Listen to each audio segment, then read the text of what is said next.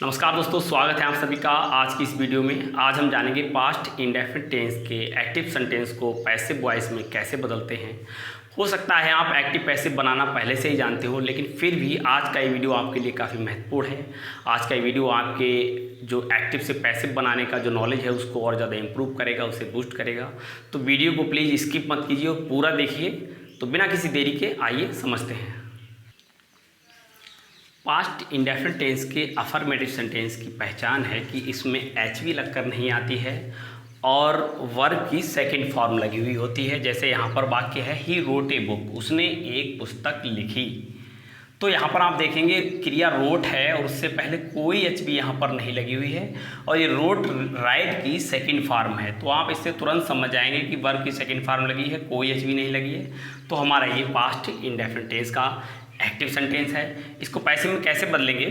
हमारा सूत्र है ओ का यस, यानी ऑब्जेक्ट को हमें सब्जेक्ट बनाना है। इस वाक्य में जो ऑब्जेक्ट दिया हुआ है, और इस बात को आप ध्यान रखेंगे, पैसिव उन्हीं सेंटेंस का बनाया जाता है जिनमें ऑब्जेक्ट दिया होता है। अगर ऑब्जेक्ट नहीं दिया है तो उसका पैसिव नहीं बनेगा। तो यहाँ पर रोड के बाद क्या आया है? ए बुक आया है, यानी उसने क्या लिखा? ए बुक, एक किताब लिखी। इसका मतलब इसमें ऑब्जेक्ट दिया है। जब ऑब्जेक्ट दिया है तो इसका हम पैसिव बना सकते हैं। कैसे बनाएंगे?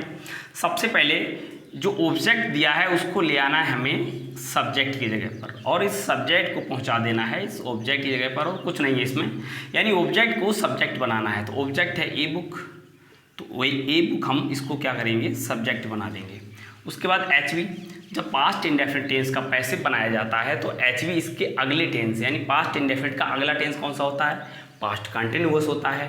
तो पास्ट कंटिन्यूअस की एचवी जब हम पैसिव पास्ट इंडेफिनिट का बनाएंगे तो एचवी पास्ट कंटिन्यूअस की बाज और वर लगाएंगे। ये मैं आपको बाज वर लगाने का तरीका पास्ट कंटिन्यूअस जब मैंने पढ़ाया था एक्टिव सेंटेंसेस में तब बताया था आपको कि बाज लगता है हमारा आई ही सी इट सिंगुलर सब्जेक्ट के साथ, और वर लगता है प्लूरल सब्जेक्ट के साथ। तो यहाँ पर ए बुक कैसा है? सिंगुलर सब्जेक्ट है, एक ही किताब है। तो एचवी इन दोनों में से कौन सी आएगी? वॉज आएगी। उसके बाद वर्ब की थर्ड फॉर्म, तो वर्ब यहाँ पर ही क्या कर रहा है? रोट, लिखने का काम कर रहा है। तो लिखने की third form WRITTEN, written. Write के बाद कुछ बचा? नहीं बचा, क्योंकि ये बुक इधर आ चुका है। उसके बाद हम बाय लगाएंगे।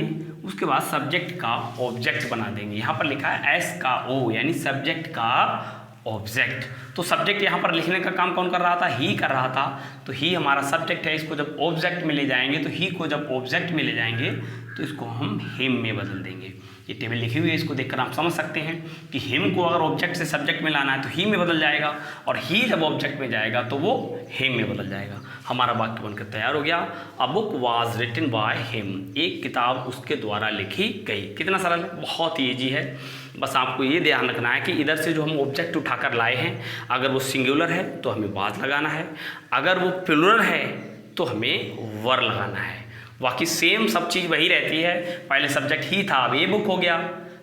एचवी पहले क्रिया से पहले नहीं लगी थी, अब लग गई है। क्रिया वही है, पहले सेकंड फॉर्म थी, अब थर्ड फॉर्म हो गई है। और वाई लगकर जहाँ पर ऑब्जेक्ट पहले लिखा था, अब वाई लगकर वहाँ पर सब्जेक्ट का ऑब्जेक्ट बन गया वाई हिम। बहुत ईजी है, कुछ नहीं है इसमें। इसके नेगेटिव को समझते हैं। पास्ट इंडेफिनिट के नेगेटिव सेंटेंस की पहचान है इंग्लिश में कि डिड लग कर आता है, उसके साथ में नॉट लगा होता है, और साथ ही वर्ब की फर्स्ट फॉर्म लग के आती है। एक पहचान ये है कि डिड के साथ नॉट और वर्ब की फर्स्ट फॉर्म। और दूसरी पहचान है, अगर ये लग के नहीं आएंगे तो नेवर, कभी नहीं शब्द आता है तो उसके लिए नेवर लगा होगा और उसके साथ वर्ब की सेकेंड फॉर्म लगी होगी। आपको नेगेटिव में ये ध्यान रखना है कि नॉट वाले वाक्य में तो डिड नॉट और वर्ब की फर्स्ट फॉर्म होगी, और नेवर वाले वाक्य में वर्ब की सेकंड फॉर्म होगी। इनको देखकर आप तुरंत समझ जाएंगे कि ये पास्ट इंडेफिनिट टेंस का नेगेटिव सेंटेंस है। जैसे यहाँ पर लिखा हुआ है I did not beat him, मैंने उसे नहीं पीटा। तो इसको हमें पैसिव में बदलना है। तो कैसे बदलेंगे? सबसे पहले सूत्र में है ऑब्जेक्ट का सब्जेक्ट बनाना है, यानी यहाँ पर जो सब्जेक्ट है इसको रिप्लेस करना है हमें क्रिया बीट के बाद जो ऑब्जेक्ट आया है उसकी जगह पर। यानी ऑब्जेक्ट यहाँ पर हिम दिया है, बीट के आई ने किसे पीटा? हिम को पीटा। तो हिम ऑब्जेक्ट है, तो हिम ऑब्जेक्ट आएगा आई की जगह पर, यानी ऑब्जेक्ट का सब्जेक्ट बनाना है। जो हिम सब्जेक्ट की जगह पर आएगा, मैंने बताया आपको, जब हिम सब्जेक्ट की जगह पर आएगा तो वो ही में बदल जाएगा।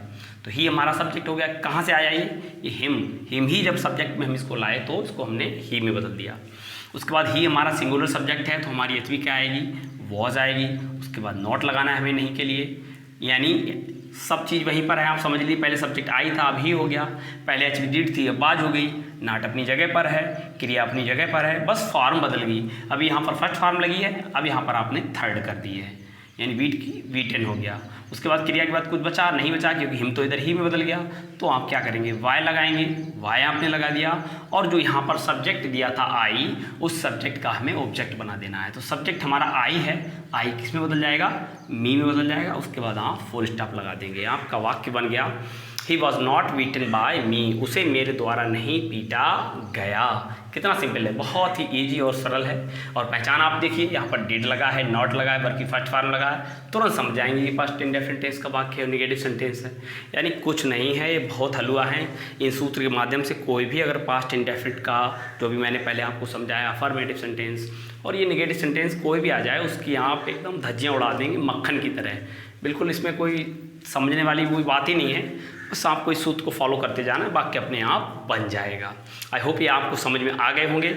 बस आपको याद ये ध्यान रखना है कि जो ऑब्जेक्ट हम इधर उठा के लाए, वो अगर हमारा सिंगुलर है तो हमें बाज लगाना है। पास्ट इंडेफिनिट का पैसिव बनाएंगे, HV आएगी पास्ट कंटिन्यूअस की। और अगर सब्जेक्ट प्लूरल है तो हमें वर्ब लगाना है। वर्ब की पैसिव में ये तो सोचने वाली बात ही नहीं है, आपको पहले ही बता चुका हूँ कि वर्ब की थर्ड फॉर्म लगती है पैसिव बनाते समय। आई होप आपको ये समझ में आ गया होगा। वीडियो ज़्यादा लंबी हो जाएगी तो इसका जो इंट्रोगेटिव सेंटेंस है वो अगले वीडियो में आपको समझाऊंगा। तो मिलते हैं इसी उम्मीद के साथ। Keep watching my channel, get knowledge. Bye bye, Jai Hind. और दोस्तों चैनल को सब्सक्राइब जरूर कीजिए, जिससे कि हमें जो है ऐसी वीडियो बनाने का और ज़्यादा से ज़्यादा हौसला मिलता रहे। तो दोस्तों सब्सक्राइब कीजिए और कंजूसी मत दिखाइए और लाइक भी कीजिए। जय हिंद।